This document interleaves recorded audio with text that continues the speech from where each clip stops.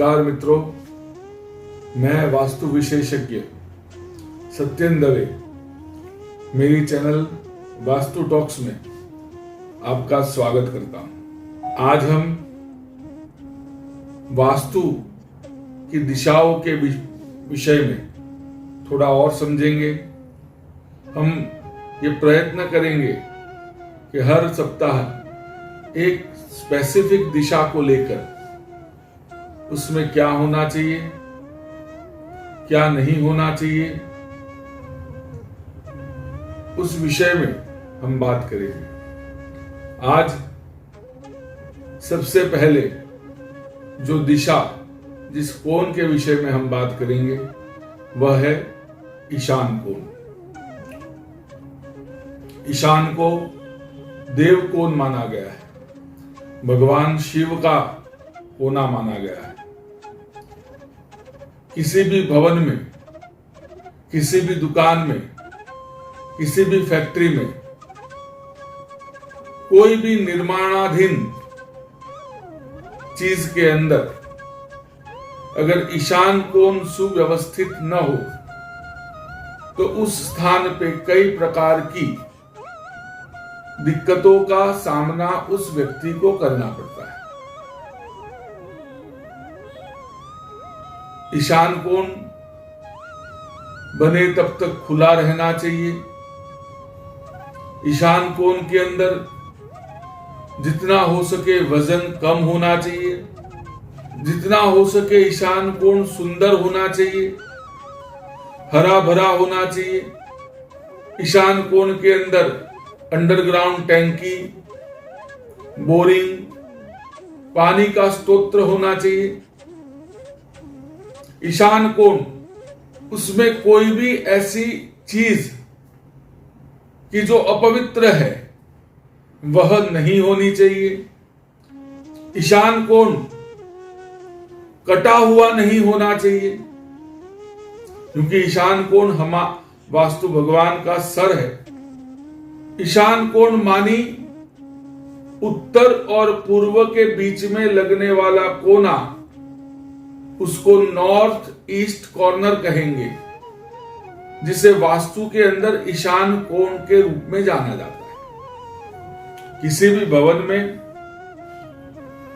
घर में, दुकान में, फैक्ट्री आदि किसी भी प्रकार की निर्माणाधीन चीज में ईशान का महत्व, ईशान को समझना बहुत आवश्यक है, क्योंकि ईशान हमारे विचारों को प्रदर्शित करता है।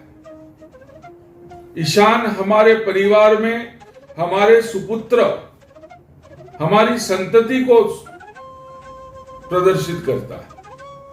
ईशान हमारी प्रगति, हमारी उन्नति, हमारी प्रतिष्ठा को सूचित करता है।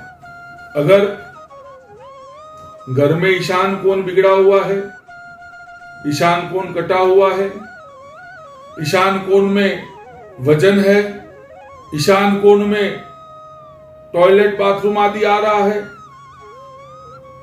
ऐसे समय पे उस व्यक्ति के जीवन में कई प्रकार की बाधाएं आती है। परिवार में क्लेश होना, दुर्विचार आना, डिप्रेशन आना, देव कोण में किसी भी ऐसी प्रकार की वस्तुएं आने से देवत्व का क्षीण होना, उससे घर में अशांति रहना, बच्चों की प्रगति पे असर करना।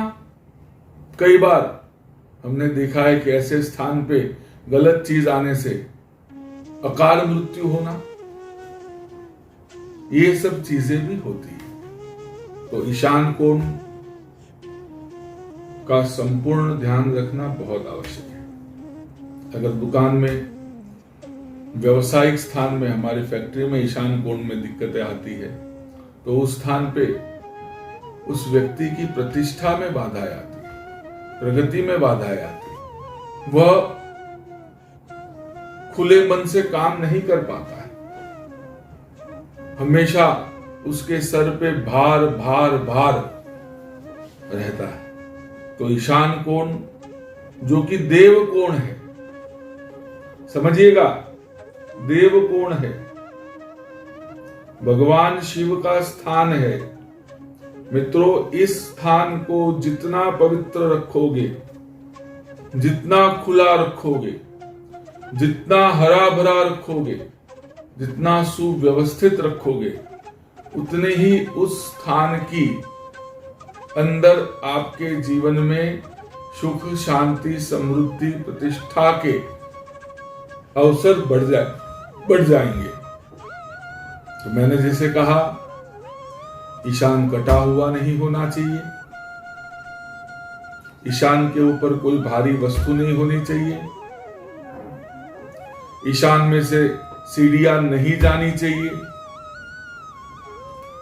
ईशान में कोई भारी क्या कहे बीम या कॉलम नहीं होने चाहिए। जितना खुला हो, जितना हरा भरा हो, टॉयलेट नहीं होना चाहिए, ईशान का भाग कटा हुआ तो नहीं होना चाहिए। ईशान में बोरिंग बहुत अच्छा माना गया है, कुआं अच्छा माना गया है, अंडरग्राउंड टंकी अच्छी मानी गई है। ये सब चीजें ईशान में मंदिर होना चाहिए। घर का अगर मंदिर, फैक्ट्री का मंदिर,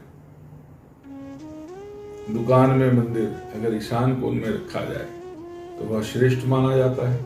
तो जहां देव कोण है वहां अगर देवता की स्थापना हो जाए तो अपने आप पवित्र हो जाता है। मंदिर आने से अपने आप वहां पे आप पवित्रता का पालन करते हो। पर कई बार व्यक्ति ईशान में सीढ़ी ले लेते हैं और सीढ़ी के नीचे मंदिर बना देते हैं। तो मैंने जी हमने तो ईशान में मंदिर बना दिया, नहीं चलेगा, बिल्कुल ही नहीं चलेगा। ईशान में किसी भी प्रकार का भार वो आपके जीवन में भार बन जाएगा। मित्रों,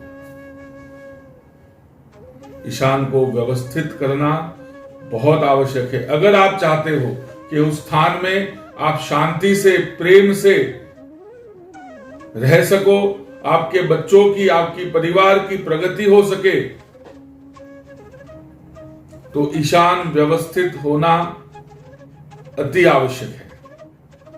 ईशान अगर व्यवस्थित होगा तो अपने आप दूसरे कोनों को भी व्यवस्थित कर पाओगे, क्योंकि ईशान आपके घर का मेन स्थान है, सर है।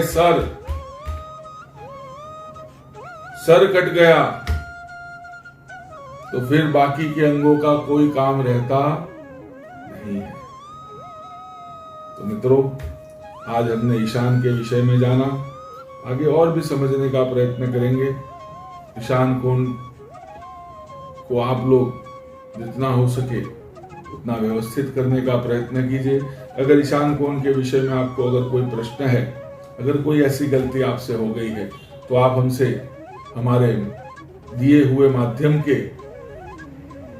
व्हाट्सएप के माध्यम से, ईमेल के माध्यम से आप हमसे संपर्क कर सकते हैं।